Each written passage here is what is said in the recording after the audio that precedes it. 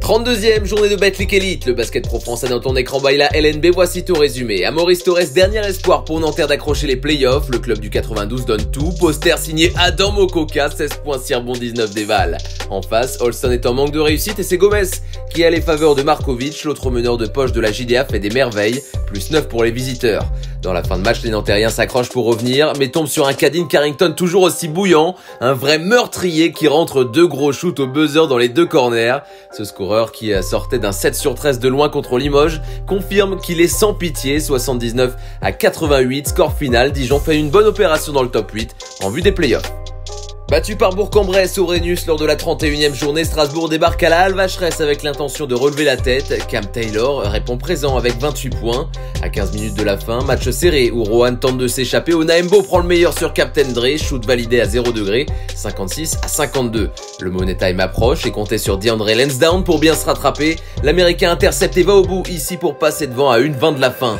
Mais à 87 partout, Lauren Jackson a la balle de match, le meneur de la chorale joue l'isolation, fait bégayer son défenseur, game winner pour faire imploser toute la ville. C'est officiel pour la 4e année de suite, on verra Rohan en Betclic Elite. Le Mans-Le Portel, là aussi un duel entre d'un côté une équipe qui vise le top 8 face à une équipe qui veut assurer son maintien. Pour le SSM, Yarou peut aussi shooter de loin. Dans le dernier quart-temps, on se demande si les Portellois ne sont pas en train de faire un sacré coup à Antares. Olujobi trouvé ici, plus 5 pour les nordistes. C'est l'heure pour les hommes de Delors de faire des stops. Mongin est contré par Thomas. L'intérieur du MSB autoritaire vient laisser une belle trace sur le plexi. Le Mans score 2 points derrière, mais le temps est écoulé. Benoît Mongin va envoyer ce ballon en l'air. Les Portellois s'offrent un nouvel exploit à l'extérieur, 3e victoire de suite, plus très loin du maintien. Cholet sur un nuage depuis plusieurs mois veut réaliser l'une des plus belles remontadas de l'histoire en allant chercher les playoffs, mais le leader Boulogne-le-Valois est sur la route. Mené au score, Banjassi va voir rouge pour s'offrir l'action de la journée. Makoundou du mauvais côté. Dans le quart décisif, la formation de Vincent Collet est revenue, mais ça ne calme pas les ardeurs de CB. Robineau missionné dans le corner. À 1 minute de la fin, Cholet toujours devant, compte sur l'axe Campbell-Makoundou pour enfoncer les Mets double-double pour l'attraction, 14 points 10 rebonds. La Meilleure est en folie après cet échec de Cummings. Boulogne-le-Valois tombe et perd sa place de numéro 1 au profit de l'Asvel. Depuis son sacre en Coupe de France, l'élan béarnais s'est incliné par 2 fois en Betclic Elite. À Orléans, l'heure est donc à la révolte avec le Loup qui montre ici l'exemple.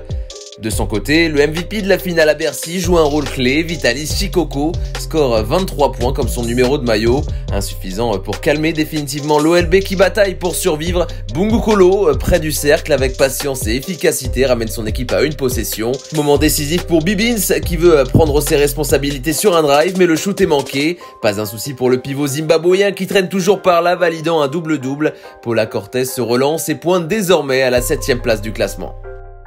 La grande performance de la JL Bourg à Strasbourg a-t-elle servi d'électrochoc au groupe? Peut-être pas en observant ses 25 premières minutes à sens unique. Fos-sur-Mer domine outrageusement les débats dans une salle d'Equinox encore cueillie à froid. Et Schwan Booker se régale, 29 points, 7 passes et 7 rebonds.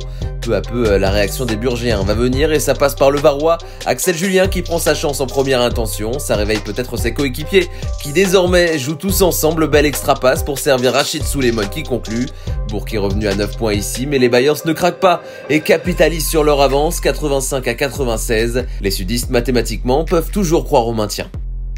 C'est avec un nouveau statut que l'Asvel débarque dans le Grand Nord, celui du leader du championnat, suite à la défaite des Metropolitans 92, un 15-0 imposé par les coéquipiers d'Eli Okobo. Ça fait mal au BCM, d'autant que Strazel se faufile pour trouver un David Lighty à la sirène, presque 30 points inscrits en 10 minutes. Dans le 3e quart, avec du cœur, les locaux sont revenus peu à peu, mais les Villeurbanais tentent un coup de collier, Fall-Manche du cercle pour s'assurer la victoire finale. À noter cette sublime action côté Gravelines Dunkerque, Jeremiah Hill qui lance Tyler Stone. Lyon-Villeurbanne s'impose à l'extérieur et prend 2 victoires d'avance sur Monaco 2e qui compte 2 matchs en retard. Le Paris Basketball n'a jamais battu un adversaire moins bien placé que lui cette saison et ça se confirme sur le parquet du Champagne Basket qui fait la différence avec Nils Sako qui commence fort, 17 points 10 rebonds. Malgré ce bon assaut de Kyle Allman qui obtient N1, les Marnais en face assurent à domicile et contrôlent le match. Goudousina, catch and shoot, il est adroit, 18 points d'avance pour les locaux qui voient une défense adverse assez permissive. Dunk facile en transition de Nils Sako, la défense parisienne est aux abois. Score sans appel, 109-77. 7, Chalon-Reims, toujours lanterne rouge, obtient son 8e succès de la saison.